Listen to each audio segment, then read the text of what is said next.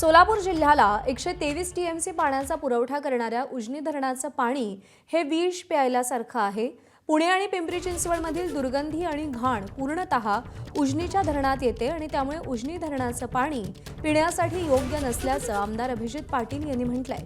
पाण्याचा गंभीर प्रश्नासंदर्भात विधानसभेत माढा मतदारसंघाचे आमदार अभिजित पाटील यांनी आवाज उठवला। तसंच नमामि चंद्रभागा या सरकारच्या नदी शुद्धीकरण प्रकल्पावरही आमदार पाटील यांनी प्रकाश टाकला। आज उजनी धरणाच्या बाबतीत जर विचार केला, उजनी धरणाचं पाणी पिणं म्हणजे विष पिण्यासारखं आहे आणि 3000पेक्षा जास्त टीडीएस आहे। आज त्या ठिकाणी अनेक केमिकल्स त्यामध्ये येतात। अख्ख्या पुण्याची घाण त्याच्यात येते, पिंपरी चिंचवडची घाण येते आणि हे पाणी आम्हाला त्या ठिकाणी प्यावं लागतं। नदीकाठचे सगळे मग नमामि चंद्रभागेचा प्रयोग त्या ठिकाणी करणार म्हणून घोषणा झाली।